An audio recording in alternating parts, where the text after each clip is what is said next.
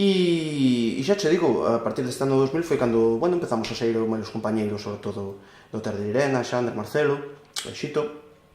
a recoller, bueno, pues, ir aos seráns. Iso foi para nós fundamental,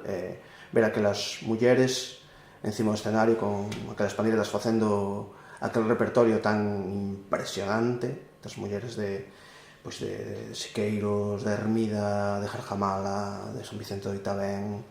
de Pazos, bueno, de un montón de aldeas que ian tocar os seráns, a Toutón ou outras moitas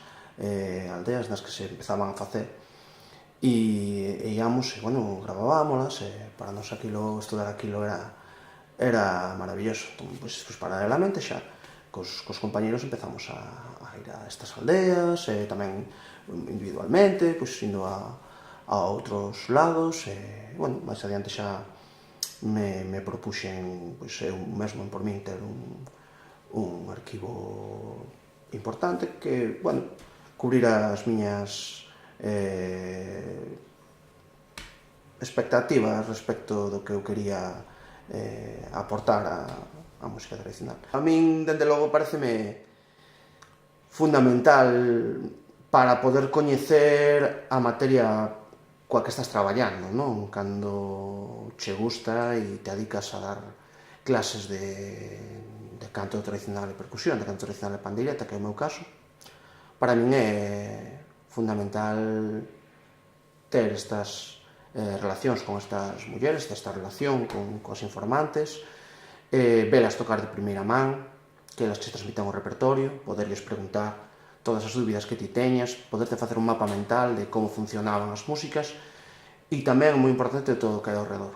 Unha vez que ti tes o esquema todo mental feito das músicas, de todo o que hai ao redor, ti podes compoñer ese repertorio para leválo a unha aula e poder explicar ao teu alumnado con coñecemento de causa que é o que lle levas, por que faz esta proposta de montaxe, e intentar que elas aprendan, o meu alumnado aprenda non só unha peza, un repertorio, uns toques, unhas melodías, unhas coplas, unhas cantijas, senón todo o que hai detrás, todo o que hai alrededor, por que o facemos así, que podemos facer con isto, etc. Para min, a parte do coñecemento, do coñecer por coñecer, a nosa tradición, a realidade da nosa tradición indo ao campo, e de ter esa fonte de primeira man aínda presente, é fundamental para poder